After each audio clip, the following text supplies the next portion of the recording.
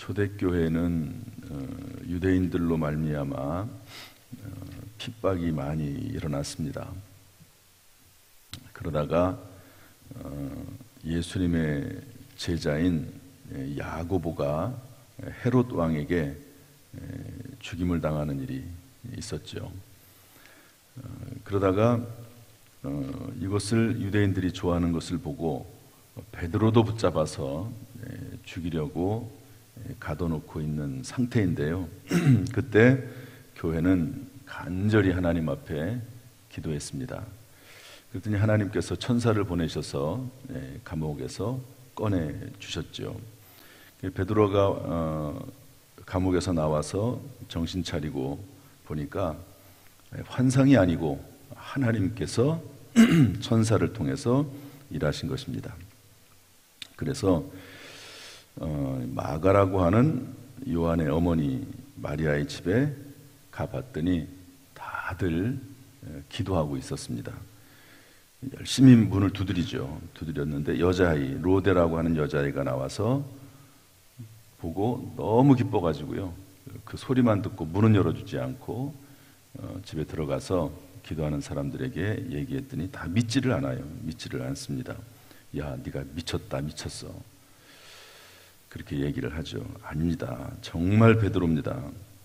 그래서 이제 따라가 봤더니 정말로 베드로가 왔습니다. 막 다 환호하겠죠. 그렇지 않습니까? 환호할 때 조용하게 시키고 쭉 그 이야기를 하고 야고보와 형제들에게, 사도들이겠죠, 형제들에게 이야기하라.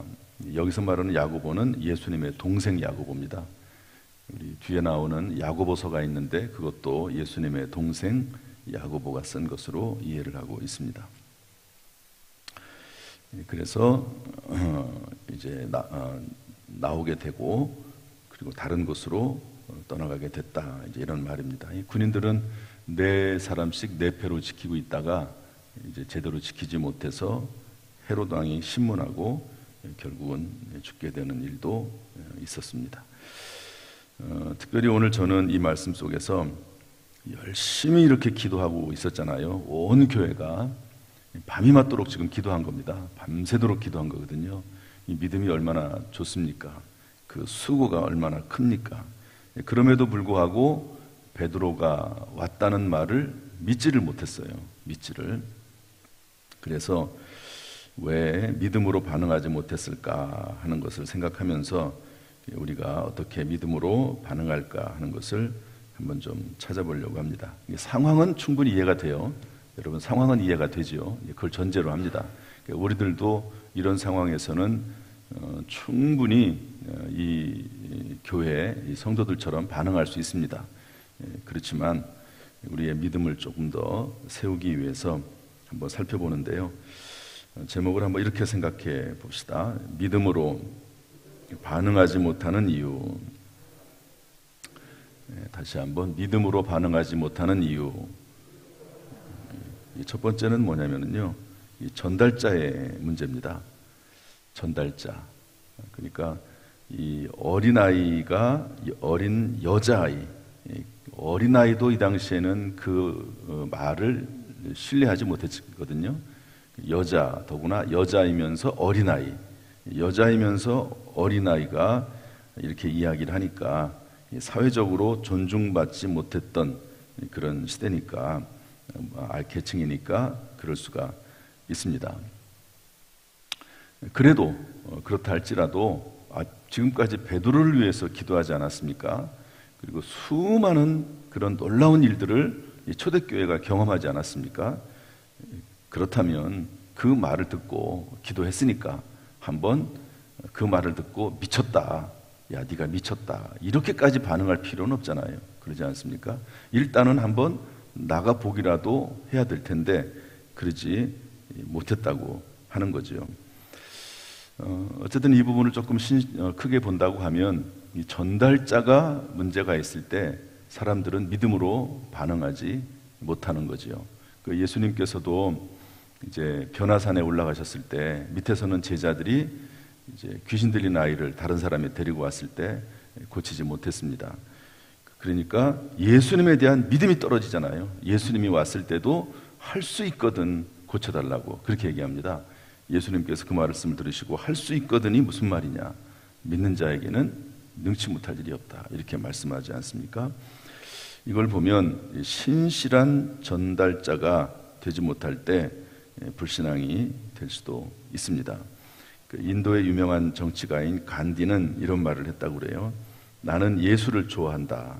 하지만 기독교인들은 좋아하지 않는다. 왜냐하면 그들은 예수를 닮지 않았기 때문이다.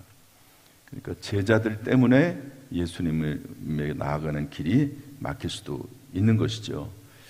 바라기는 우리가 정말 뛰어난 사람이 되면 좋겠죠. 여러분 성경에 보면 나사로 때문에 예수 믿는 사람들이 더 많아졌다고 그랬거든요.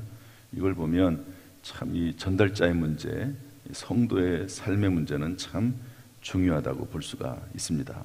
1차적으로는 지탄받는 일은 하지 않는 게 저는 좋다고 봅니다. 믿음을 위해서, 신앙을 위해서.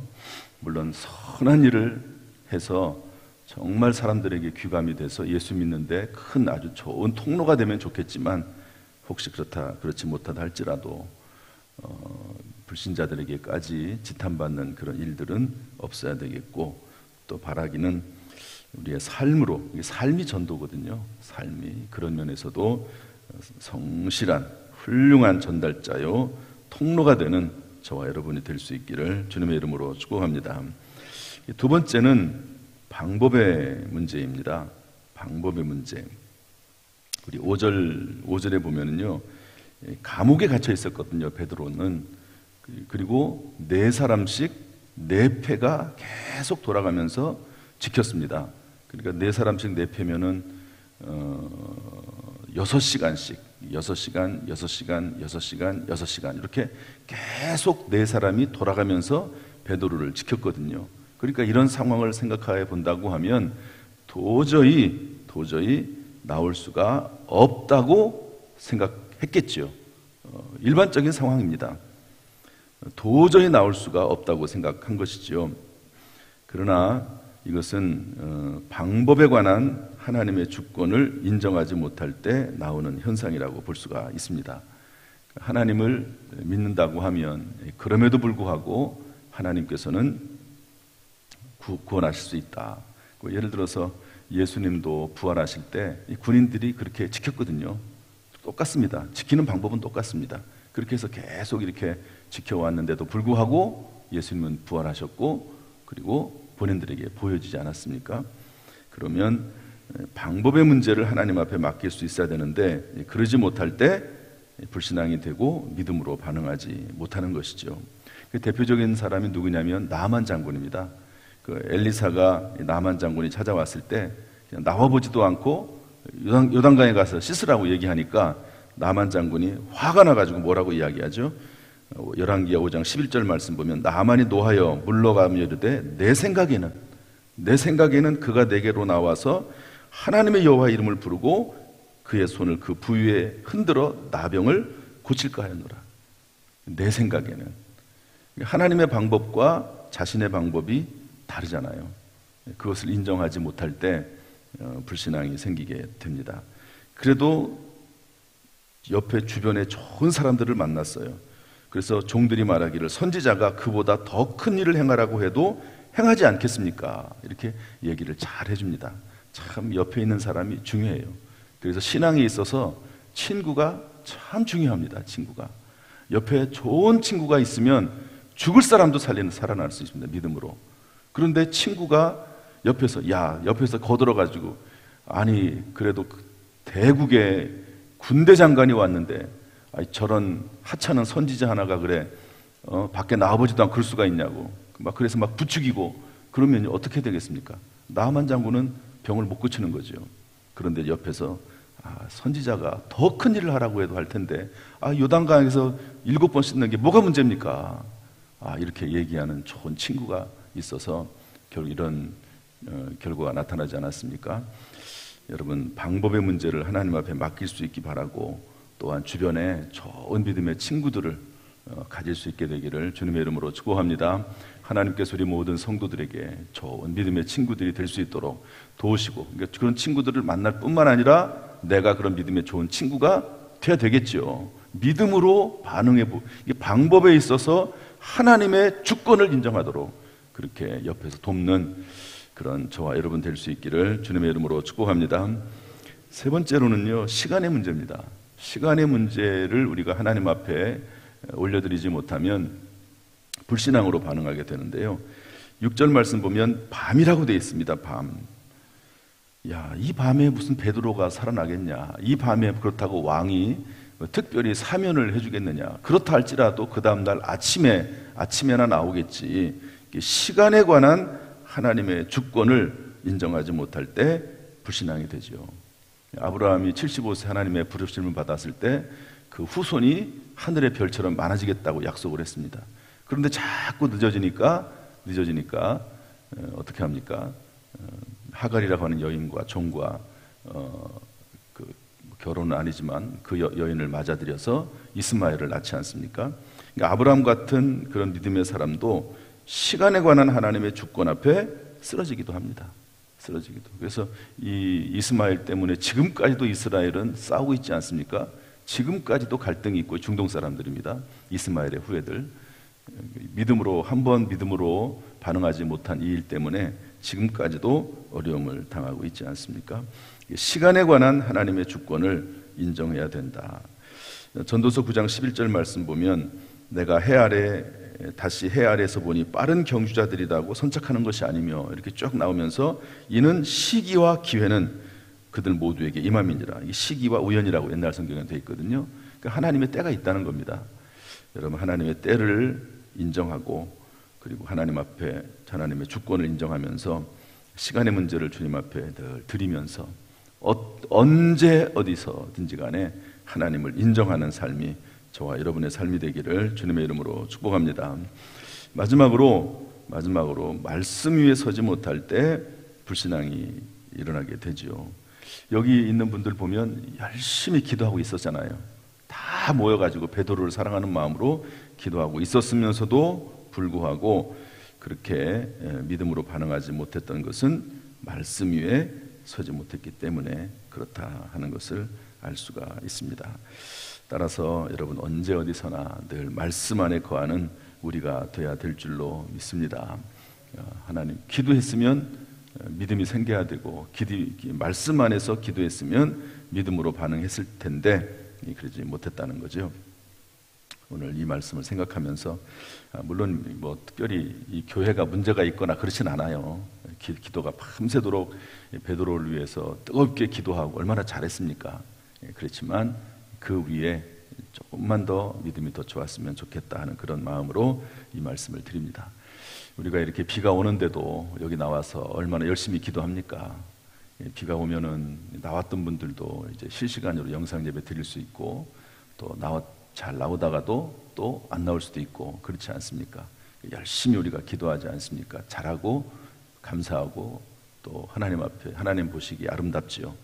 그런데 이 기도하면서 여기 있는 분들처럼 기도하면서 시간의 문제, 방법의 문제를 하나님 앞에 올려드리고 기도하면서 말씀으로 무장화되면 믿음으로 우리의 모든 삶을, 신앙생활을 영위하게 될 줄로 믿습니다. 이런 놀라운 은혜들이 저와 여러분의 삶 가운데, 우리의 자녀손 가운데, 우리 교회에 충만하기를 주님의 이름으로 축원합니다. 기도하겠습니다. 하나님 아버지, 감사합니다. 오늘도 이 새벽에 우리를 불러주시어서 기도하게 하시니 감사합니다. 하나님 아버지, 늘 믿음으로 반응하게 하시되 시간의 문제, 방법의 문제, 모든 문제에 있어서 하나님의 주권 앞에 복종하고 늘 하나님의 인도하심에 따라 감사하며 신앙생활하게 하시고 믿음으로 반응할 수 있도록 인도하여 주옵소서. 오늘도 이렇게 이 새벽에 나와서 부득이하게 실시간을 통해서라도 주의 말씀을 듣고 예배를 참석합니다. 하나님 아버지, 그 믿음을 기억하여 주옵소서. 은혜 후에 은혜를 더하여 주옵소서. 우리의 입술의 기도를 사용하여서 하나님의 거룩한 뜻이 이루어지게 하여 주옵소서.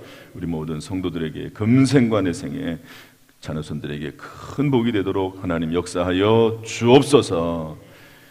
예수님의 이름으로 축복하며 기도하옵나이다. 아멘. 이제는 우리 주 예수 그리스도의 은혜와 아버지 하나님의 무한하신 사랑과 성령님의 교통하심이 오늘 이 새벽에 주의 전에 나와서 예배드리며 기도하며 찬송하는 모든 성도들 한 사람 한 사람 머리 위에, 그 가정, 직장, 사업, 자녀, 심령 위에 함께 하시기를 간절히 축원하옵나이다. 아멘.